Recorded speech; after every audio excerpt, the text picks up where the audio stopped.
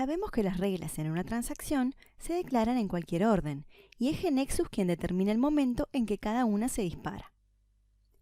Esto a veces resulta confuso para los desarrolladores, porque sienten que pierden el control. Pero en realidad se trata de una ventaja. Los desarrolladores solo debemos preocuparnos por declarar la lógica, y GeneXus inferirá automáticamente dónde y cuándo cada regla deberá dispararse. Para entender el tema, nos basaremos en la transacción de facturas, invoice, que cuenta con un segundo nivel, flight, que representa los vuelos incluidos en la factura. Nos vamos a concentrar en esta transacción y en el disparo de sus reglas. Observemos que hemos agregado a la transacción flight el atributo flightAvailableSeats, que se usará para registrar los asientos disponibles de cada vuelo, que se irán decrementando cada vez que se realiza una factura para un cliente que compra una cantidad de asientos en el vuelo. Lo hemos agregado entonces en este nivel. Será un atributo inferido. Hemos agregado también a la transacción Customer el atributo Customer Total Purchases para registrar el total comprado por el cliente por concepto de pasajes de vuelos. También lo agregamos a nuestra transacción como atributo inferido. Los atributos Invoice Total Amount, Flight Final Price e Invoice Flight Amount de la estructura de Invoice han sido definidos como fórmulas. En la transacción Invoice hemos definido las siguientes reglas para especificar su comportamiento. La regla Default, que inicializa el atributo de la fecha de la factura con la fecha de hoy. La regla Subtract, que decrementa la cantidad de asientos disponibles del vuelo según la cantidad de asientos comprados en la factura. Observemos que estará decrementando un atributo de la tabla Flight. FlightAvailableSeats es aquí inferido. La regla Error, que muestra un mensaje de error si el vuelo ya no cuenta con asientos disponibles.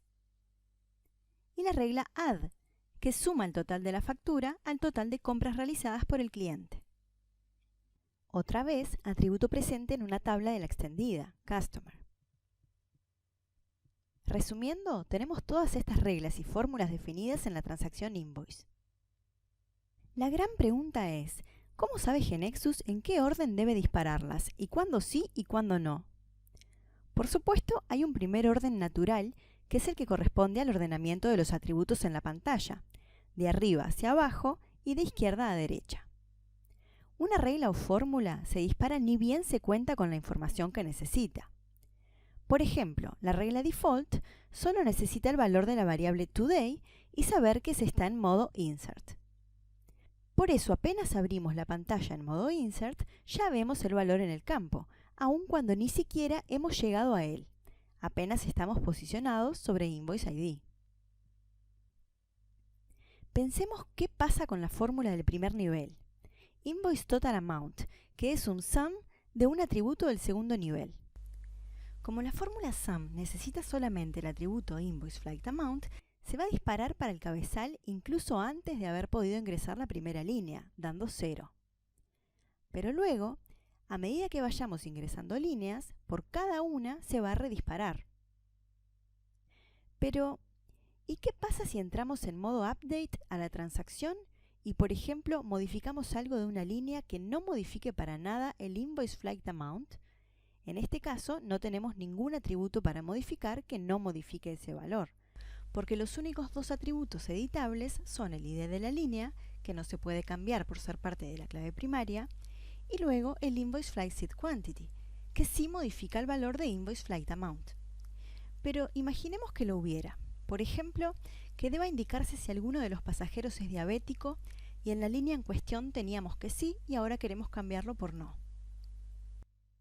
Obviamente, en ese caso, la fórmula del cabezal no se recalcularía.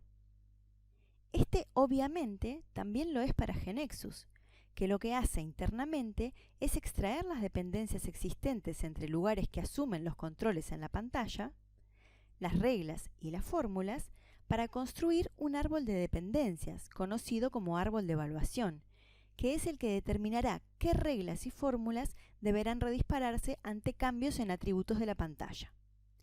En nuestro ejemplo será así. Por ejemplo, atendamos lo que sucede con el atributo Invoice Flight Seat Quantity. De él depende la actualización con Subtract del atributo Flight Available Seats, asientos disponibles del vuelo, del que depende, a su vez, el disparo de la regla error.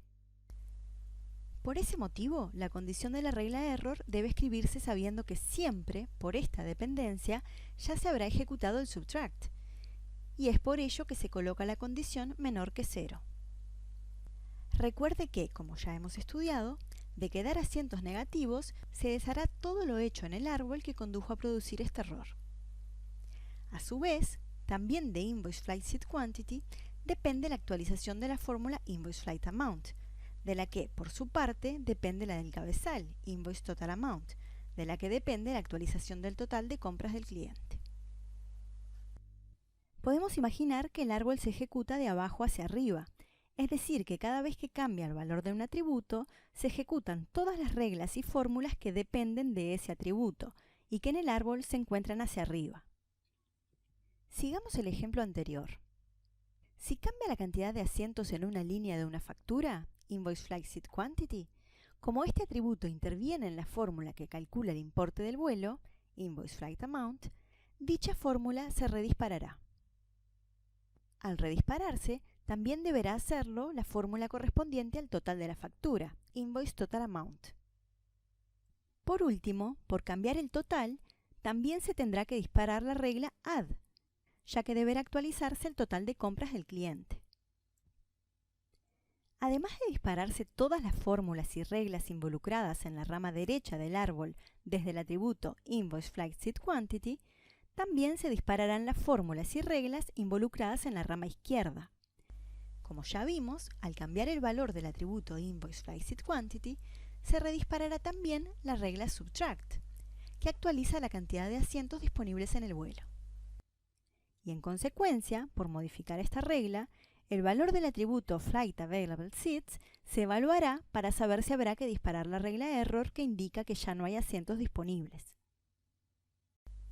Si la condición para dispararse el error se satisface, todo lo hecho en el árbol desde el cambio en el atributo Invoice Flight Seat Quantity será deshecho automáticamente, y los datos de la base de datos volverán al estado anterior a la ejecución de la regla error.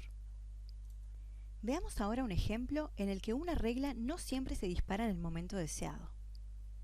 Supongamos que inmediatamente de realizarle una factura a un cliente por una cantidad de asientos de vuelos comprados, queremos generarle un recibo de pago. Si el cliente está al día con los pagos, entonces le generamos un recibo nuevo, pero si no lo está, entonces agregamos el importe de esta factura al recibo pendiente anterior. Hemos creado una transacción Receipt of Payment. La misma se compone por el identificador del recibo, la fecha, el estado, que es un dominio enumerado con los valores pendiente y completado, el cliente y un segundo nivel para registrar las facturas para las cuales se emite el recibo de pago. Entonces, cuando se ingresa una nueva factura, se busca por programa si ya existe un recibo de ese cliente en estado pending. Si existe, se agrega una nueva línea con esta factura. Si no existe, se crea el cabezal y la línea y el cabezal queda en estado pending. Luego viene el cliente a pagar, por lo que el empleado abre la transacción y modifica el atributo Receipt of Payment Invoice Total Paid para las facturas que el cliente desee pagar. El estado del recibo, Receipt of Payment Status, solo podrá pasarse a Completed si coinciden para todas las líneas el valor de Invoice Total Amount con el de Receipt of Payment Invoice Total Paid.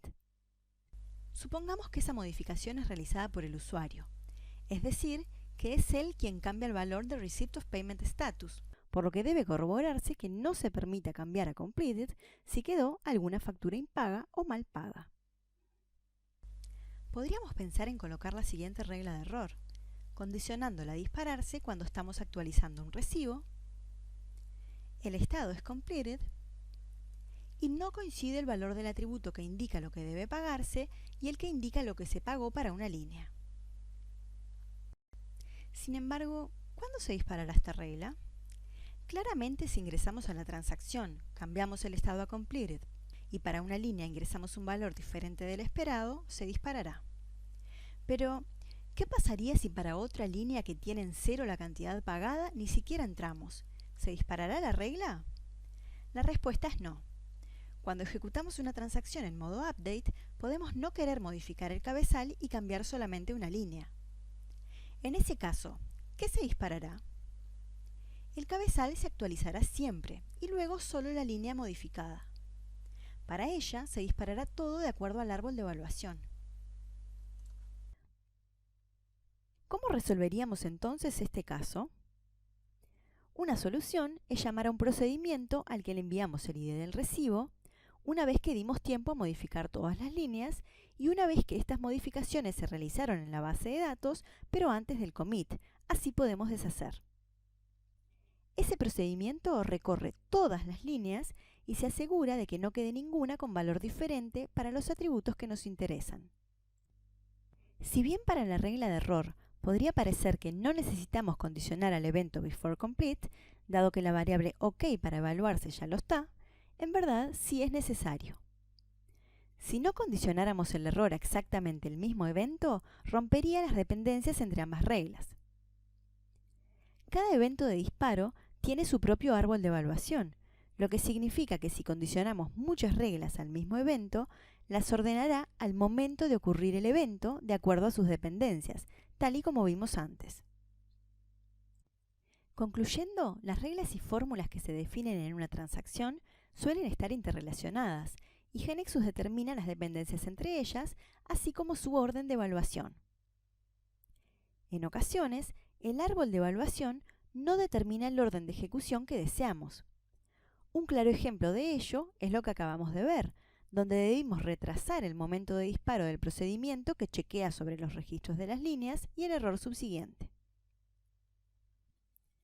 Si desea ver con más nivel de detalle el orden de las evaluaciones que dispara GeneXus, puede utilizar el listado de navegación detallado. Aquí vemos la diferencia entre ambos.